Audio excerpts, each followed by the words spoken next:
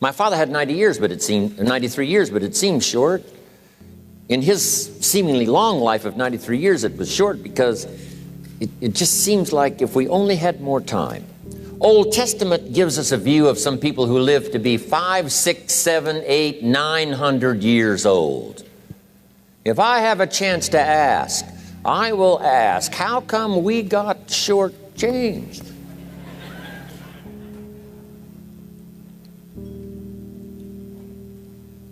Wouldn't that be a good question if you had a chance to ask? Imagine 700, 800, 900 years to watch generation after generation after generation after generation stay healthy and well. I mean, you gotta be healthy to make it to 900. You gotta take your vitamins.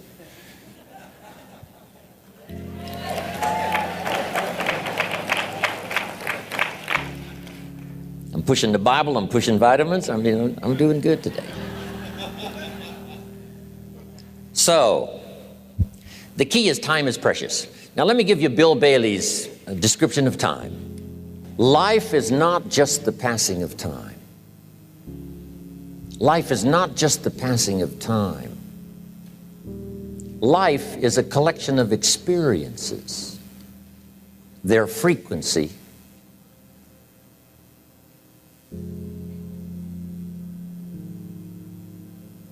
and their intensity. Life is not just watching the clock tick away. Life is a collection of experiences, their intensity, their frequency. When my friend Mark died at age 44, someone says, that's young to die. But what if he lived 4 lifetimes in one? It might not be too young. So here's whatever the span of your life turns out to be, here's what you want to fill it up with: experiences and the intensity of those experiences.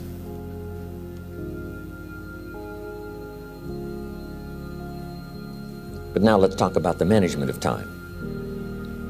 Here's one of the best ones. We covered earlier, when should you start building this hotel?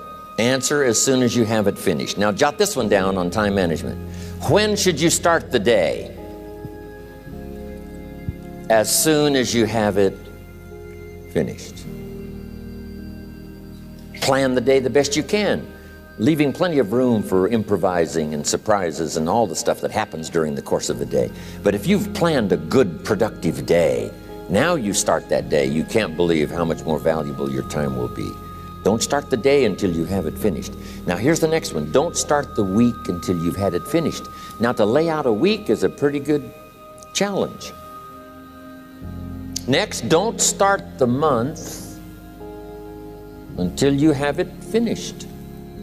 The places to go and the people to see and the productivity and the sales and the customers and the development and all the rest of what you want to accomplish during the course of 30 days. Don't start the month till it's finished. And then here's the big one. This is really challenging. Don't start the year until you have it finished. To the best of your ability. It can't be finished like minute by minute. But in terms of the sweep of what you want to accomplish in the year 2002, make sure that that's set and ready to go by the time January 1st rolls around. And it might get all upset. It might get torn up and you do a new one. You make so much progress the first 90 days that now you've multiplied it all by 2, by 3. Because that happened to me. I thought, wow, here's how this is going to be a great year. By the time I'd finished the 3rd month, I'm rolling, I'm soaring. So many things are happening, I revised my whole year's plan. Okay. Now, jot this down. Approaches to the management of time. Here's the first one. Ignore the subject. I mean, that's good advice. Don't let anything overly bug you. Because remember now, you don't have to do anything. Someone says, well, I got to get a handle on my time. The answer is no, you don't. If you want to let it all go, you can let it all go. I mean, this is good advice. Somebody says, you ought, you ought, you ought. Jot this down. Ignore all the you oughts or you should. Only if they're giving general information. We should. It's better to say if you're teaching, we should. Not you should, we should. Then you let me listen in without it being too confrontational. If everyone did this, see, that'd be great. And then you give a person a chance to choose to do it or not to do it. But when you start the you ought, now see if I don't, now see we got some tension and maybe some problems. So you oughts seem to always create problems. When you're talking to your kids, you say, no, if kids would do this, not always saying if you did this, life would be better, but if kids did this, life would be better. It's like making a little talk and letting them listen in. And then it's a little less confrontational. It gives us a choice. In one of my seminars, here's what I teach. All life form strives to the max of its potential except human beings. All life form strives to the max of its potential except human beings. How tall will a tree grow? As tall as it possibly can. You never heard of a tree growing half as high as it could. No, trees don't grow half. A tree drives its roots as deep as it can, reaches as high as it can, produces every leaf it can, every fruit it possibly can. To the max. Every life form strives to the max, except human beings. Now, why not human beings? Jot this down. You've been given the dignity of choice. You're not a robot. You don't have to repeat this year the same as last year. You can tear up last year's plan, develop a new plan.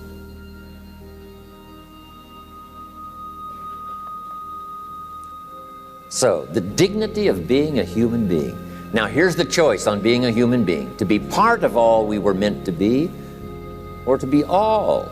To strive for all, or half, or part, or some. The choice is up to you. To develop one skill or 10 skills.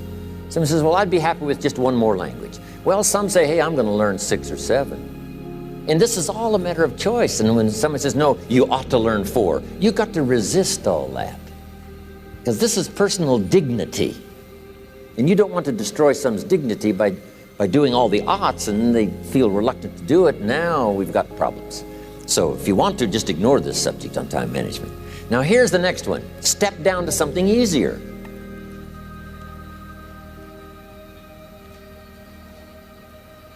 The guy's in sales and he says, oh, I want to own the company. Finally owns the company. Now he's got no time to play golf. He said, when I was in sales, I was making big money playing golf 3 days a week. Heck with this owning something. Heck with managing. My life was never my own after I started to manage. I'm going back to sales. See, this is the key. If you're getting too pressed, you might consider stepping down to something with a little easier time pressure. Little girl says to her mother, Daddy comes home, brings his briefcase and pats me on the head and says hello, disappears and works on his papers. How come my daddy doesn't play with me? And her mother said, look, your daddy loves you very much, but he's so busy at work, he can't get it all done, he has to bring it home. He loves you, but that's why he can't play with you. And the little girl said, why don't they just put him in a slower group? So, jot this down now. If you don't have time for your kids, you might consider joining a slower group. Remember when I said some things I went for cost me too much? So reconsider.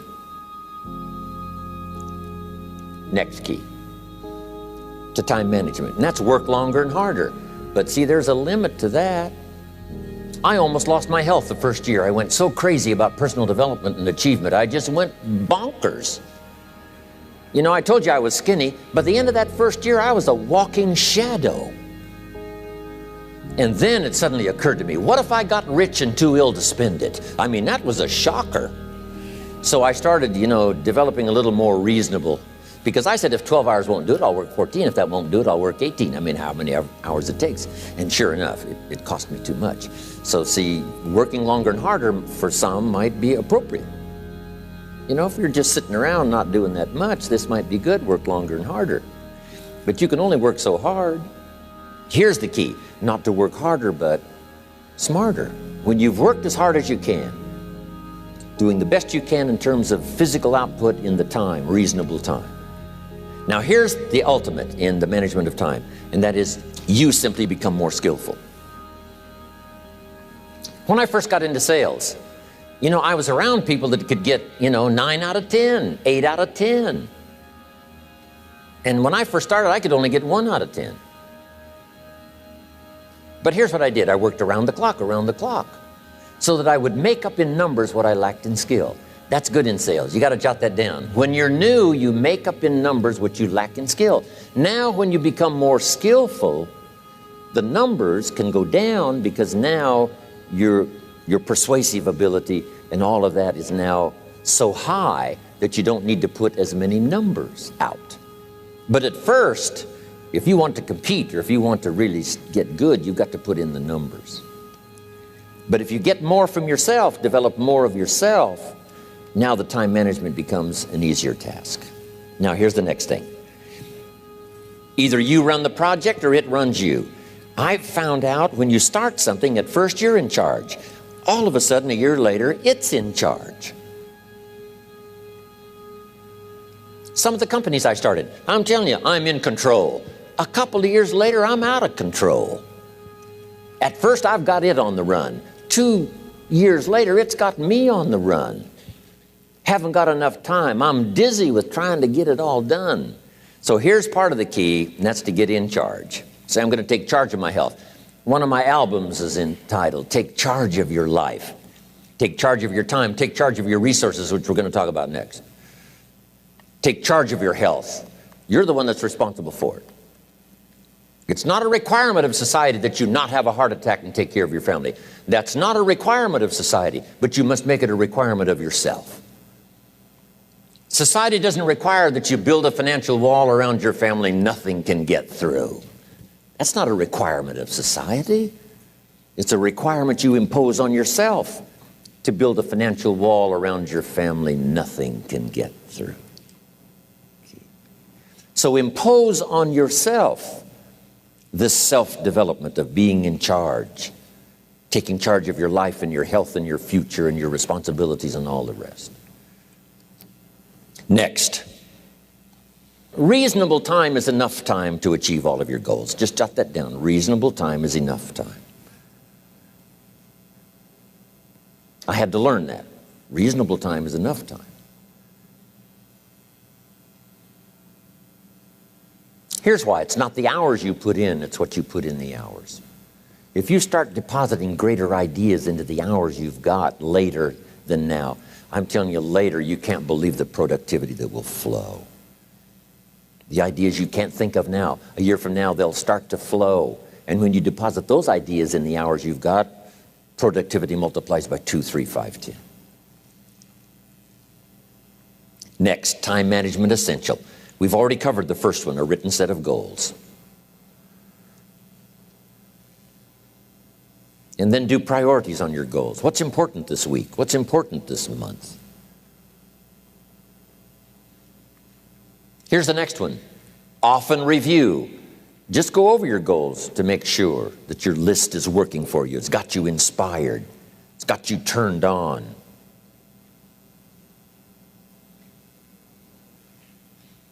Somebody says, how come you're up so early? Say, if you were headed where I'm headed, you'd be up early too. Wow. If you were going to meet who I'm going to meet, you'd be up early. If it was going to stack up for you like it's stacking up for me, you'd be getting up early. Wow. Here's some more time management essentials. Learn to study what we call majors and minors. You pick up the phone. Here's what you must say when you pick up the phone. Is this a major conversation or a minor conversation? If it's minor, a few pleasantries and you're done. If it's major, maybe you've got to make a few notes. So here's the next one. Important conversations, make an agenda before you make the call. Just jot down a little agenda. It's so easy now to just talk out of your head. Did you ever hear a conversation end like this? Let's see, there was something else. See, you don't look that swift. I can't think of it right now. I'll call you back. See, you look a little incompetent. Let's see, there was something. It escapes me right now. Really? So have you got this now? Make an agenda before you make a call if it's an important call. Now later that saves you all kinds of stuff. You call John in, the salesman, say, John, remember those 4 things we went over? He said, no, we didn't talk about that. And then you pull out your daytime or whatever, and there's the list you made when you made the call. He said, oh yes, seems like I do remember. And you've got him with your list. If it's just, salespeople especially can talk you out of what's in your head. It's true. No, we didn't talk about that. And if you don't have a little proof, I'm telling you, it's gone. So make an agenda before you make a call. So what's major, what's minor? Now here's the key on this. Don't major in minor things. If you take up major time to do minor things, I'm telling you, you'll be behind the curve constantly. Here's what we learn in sales training. What's major time and what's minor time? Here's minor time, thinking about prospects. Here's minor time, making lists of prospects. Here's minor time, keeping books on prospects. Here's minor time, going to see the prospect. Here's minor time, evaluating the prospect after you've been there. That's all minor time. Here's major time, in the presence of the prospect. That's major time. And if you took a look, if you're in sales and you took a look at a week, you'd say, my gosh, I'm spending 90% of my time on the minor stuff and so little time on the major stuff in the presence of. How many hours in the presence of in my day? How many hours in the presence of during my sales week? Because the time that really counts is in the presence of the prospect. Majors and minors. Here's another key time management essential. Don't mistake movement for achievement. It's easy to get faked out by being busy. Guy comes home at night all exhausted, falls in the chair and says, oh, I've been going. Here's the big question. Doing what? It's not the going. Some people are going, and they're doing figure eights. I mean, their progress is small. So don't mistake movement for achievement. Here's another one in sales we learned. Don't mistake courtesy for consent. If somebody's pleasant and they nod, you say, oh, they're going to buy. No, they're courteous. You can't mistake courtesy for consent.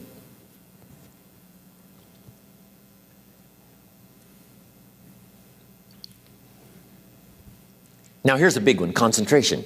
I had to learn this. All those years ago, I'm in the shower trying to compose a letter. Found it turns out to be a strange letter. So here's what I learned to do. Save the work till you get to the office. Save the work till you get to the work. Don't try to get to the office on the way to work. On the way to work, enjoy the way. In the shower, enjoy the shower. Then go to work when you get to work. I found this to be helpful. Concentration. Here's another big one. Learn to say no. I'm telling you, in such a social society we have now, it's so easy to try to be a nice person, saying yes, yes, yes to everything. Find yourself overloaded. Now you got to call and make the, well, gosh, you know, all the time it takes to back out of something that you said yes to too quickly. Here's what might be better. I don't think so, but if that changes, I'll call you. Little things you can use not to overcommit yourself. My friend Ron Reynolds says, don't let your mouth overload your back. It's a good one.